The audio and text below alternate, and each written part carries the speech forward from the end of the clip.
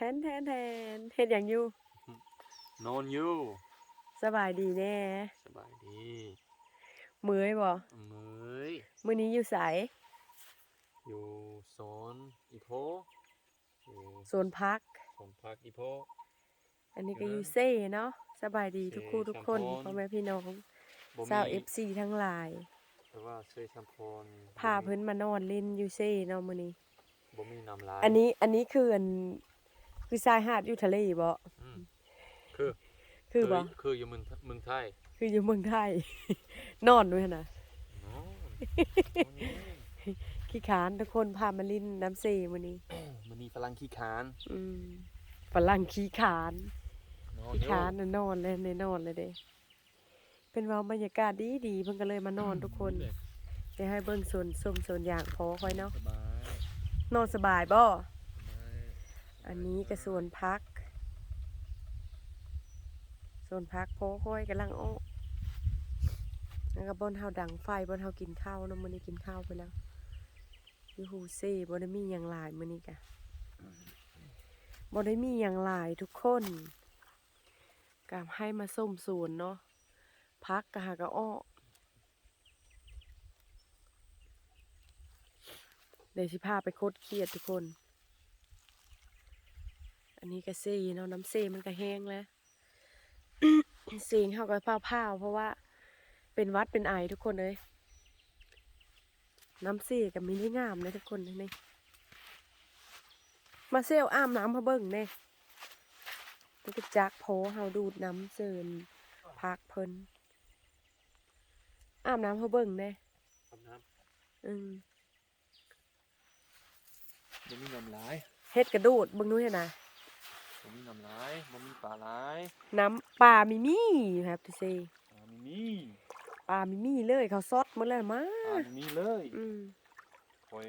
บ่เห็นเลย ระวังปิงจับเด้อระวังปิงเด้อ the least darling โอ้ย how to call the leeches ปิง ปิง มี ปิงบ่ มี you say ชัมพร นี่หลายๆเป็นระวังมันจับเจ้าได้ กินได้บ่ปิง เจ้ากินได้เจ้าเป็นฝรั่งเจ้ากินโลด กินรส ค่อย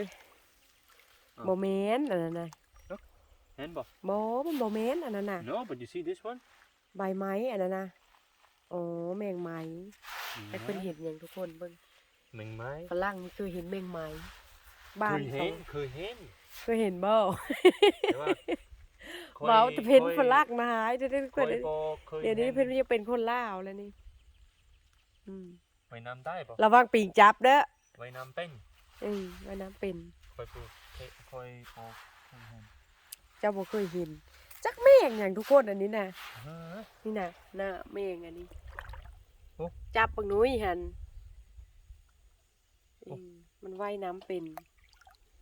เพิ่นบ่เคยเห็นเนาะแม่งหยังว่ายน้ำเป็น คือไม้ คือไม้มันก็ไม้เด้ไม้เป็นนั่นเด้ลงมากอะทุกคนเอ้ยหาปลาก็บ่เป็นเนาะลงมานอนลิ้นซื่อๆเพิ่นว่าพาลงไปนอนลิ้นสระ แมงไม้ ขี้ทรายแน่ แมงไม้ อันน่ะมาเซลขี้ควายน่ะมาเซลอันน่ะมางมมาเซลขี้นี่ มางมมึงนุ้ยนี่ ป้าไปหาเขียดปะมาลองโคตรเขียดให้เบิ่งแน่มาเซลมื้อนี้เลยขี้ขานมื้อนี้นะเพิ่นขี้ขานมืออยู่เทศงานเบิ่งรอบๆสายหาดก็งาม สิเด้อเขียดสิเด้อ ๆหันหน้าไปเอากระตุกเนี่ยหันหน้ากระตุกเขียดนะ กระดูกเขียดสิเด้อ อันนี้กระตุกเขียด กระดูกเขียด คอยเว้นหัน มีเขียดใต้บ่ ได้น้อยเดียวนึง ตัวลายบ่ บ่ได้หลายเอามาบางหน่วยหันนี่โคตรหาในนี่โคตรเขียดน่ะเจ้าจับกองหน่วยน่ะค่อยสิหาให้เบิ่ง ตัวน้อย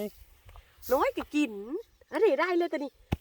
ไปแล้วนี่ได้เลยเอานี่ทุกคนนี่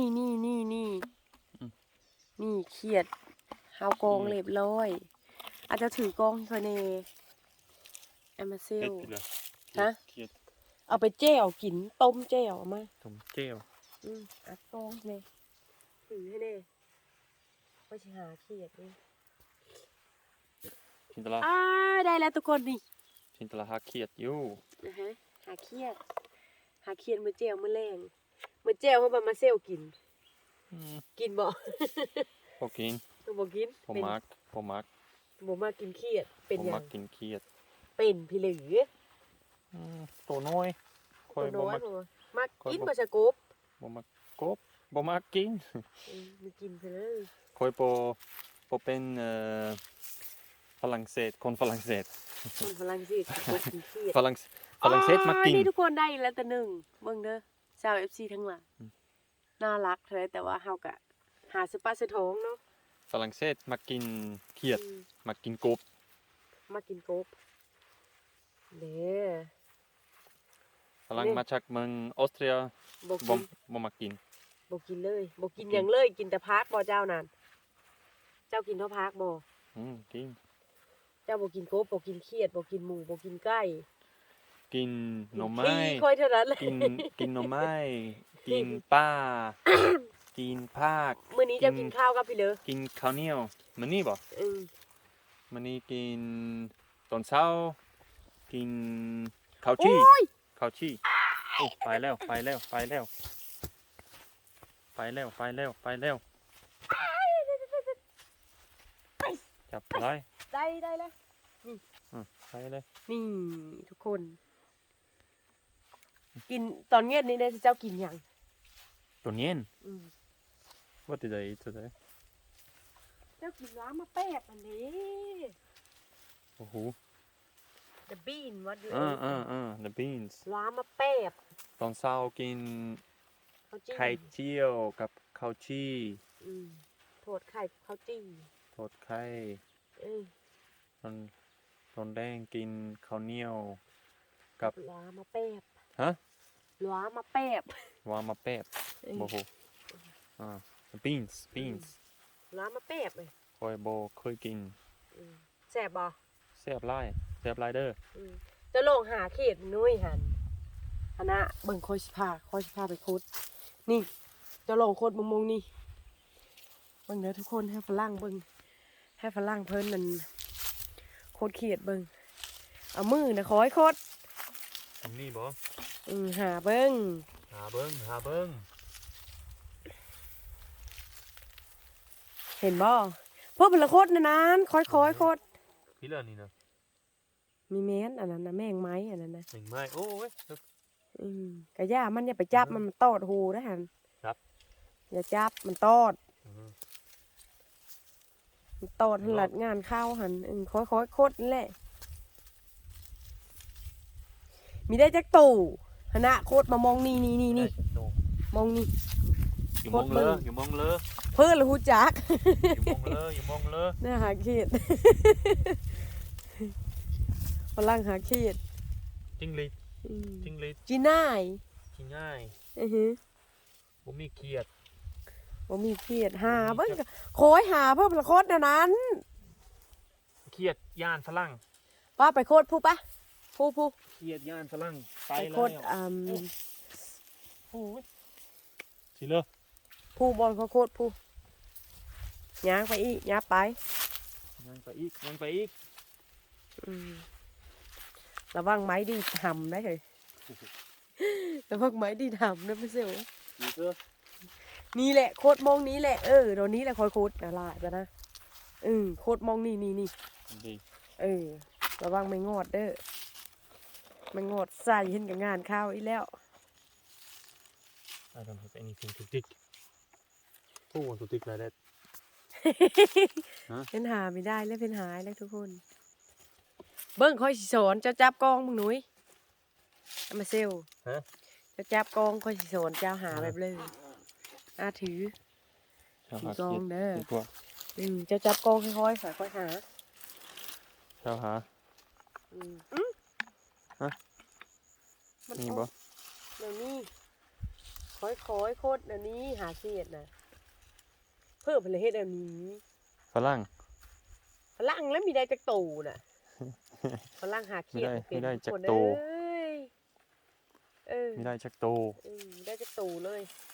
โอเคบ่ต้องกิน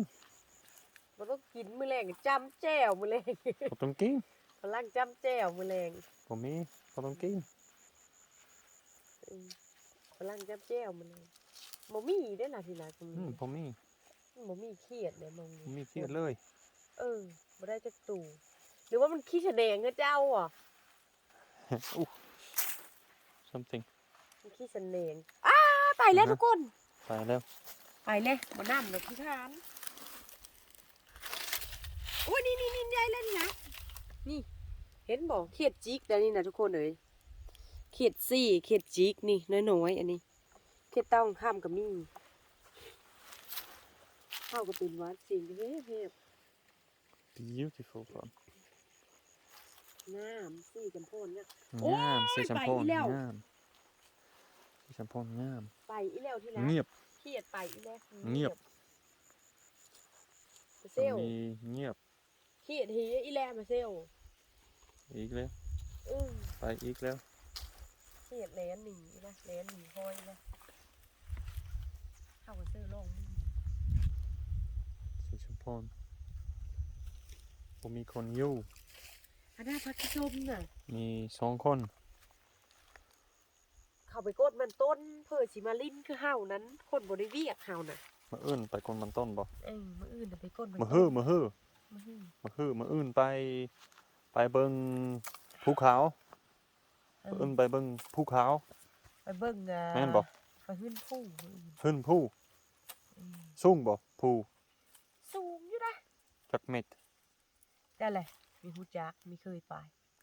บ่เคยไปบ่ หาเล่นโอเคมาอื่นไปเบิ่ง ไปเบิ่ง มาอื่นตอนเช้า อีกเป็นสาว ฝรั่งมีฝรั่ง2 คนไป ไปน้ำมูกบ่ ไปน้ำหมู่ นี่ผักส้มน่ะนี่นะ อืม ผักส้มเป็นแต่แซ่บเลยทุกคน กระแซ่บ นี่โคตรเครียดอีกก่อนนี่ได้อีแล้ว อื้อหือ ปัดเจ้าโคตรมันมีได้จักตู่ ฝรั่งหาเขียดบ่เป็น เคยหาบ่บ้านเจ้ากิน ห้าแต่ บ้าน ว่าบ่มีจักตัว บ้านเจ้ากินบ่เครียด บางค่อยบ่ อืม บ่มี เป็นเพราะ โอ้โห มี บ่กิน ให้แล้วค่อยไปหลายมาหลาย หาเขียดอืม มีคนมาถามหาเครียด ฝรั่งหาเขียดบ่เป็นบ่เป็นค่อยบ่เป็น เป็นมาอยู่ที่แล้วเป็นแล้วเป็นแล้ว อืม เห็นแล้วควายลูกอ้น เป็นก็มันมีครบเรา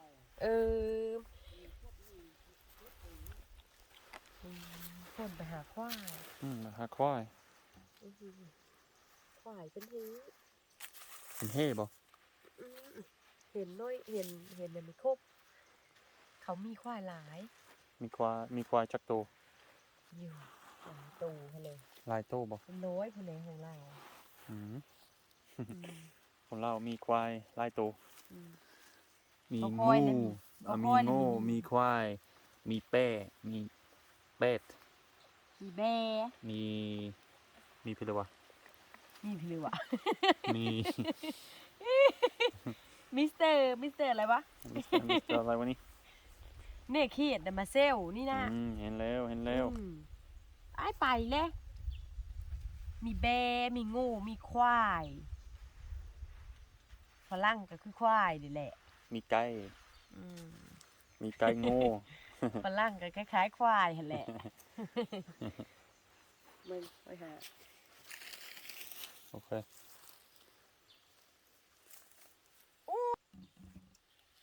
ม้วนเท่าไรทุกคนเลย หมอน หันกล้องมาพี่เล่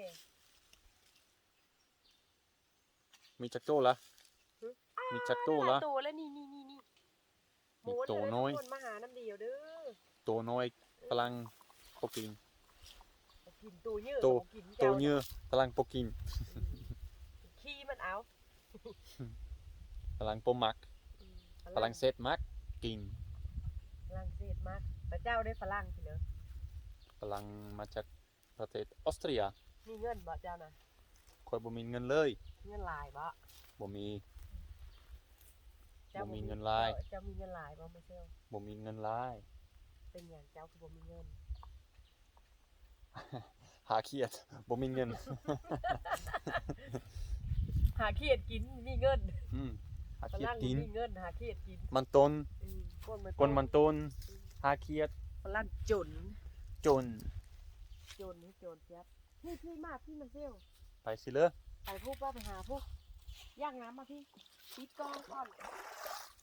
ปิดกองบัตรรถเทิร์นออฟเรียล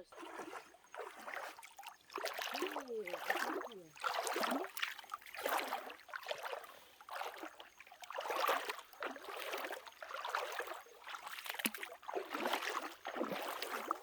ี่สิว่าเด้อ อยู่มงเลย นี่อยู่มองนี้เลยเขาจะมาหามองนี้เลยเขียนแต่บ่เห็นจักตูเลยแม่มาเซล เจ้ามาจับโกงคอยในขี้เสนงเลยไหม ฝรั่งขี้เสนงอันนี้น่ะเลยจึงได้เจลนะมือแรงนั่นนะไปหน่อยหนึ่ง สิเลย นี่ไปหน่อยหนึ่งไม่ได้เจลแล้วมือแรง ไปมือบ้านบ่ปะ บัวอ้าวนี่ได้ตัวหนึ่งเสียงนกเสียงหนูทุกคนอ่อนซ่อนสิโอเคอัดโดนยันทุกคนรำคาญ Can you give it to me make but still not stop นะ I have to talk first อือหือ โอเคสะทุกคนคลิปนี้กันล่ากันไปชั้นนี้เนาะล่าไปด้วยเขียดตัวนี้ ขอมกขอบใจฝากกดไลค์กดแชร์ฝากกดติดตามเด้อให้กำลังใจเด้อให้กำลังใจมาเซลเด้อ อืมขอบใจหลายๆเด้อ ขอบใจหลาย ไปมือบ้านก่อน ๆอุ้ยมาเซลwhy you really want to go home quickly what you want to do at home look a lot มาแล้ว you want to help me โอเคโอเคสวยชินตลา ช่วยกินตลาด บายบาย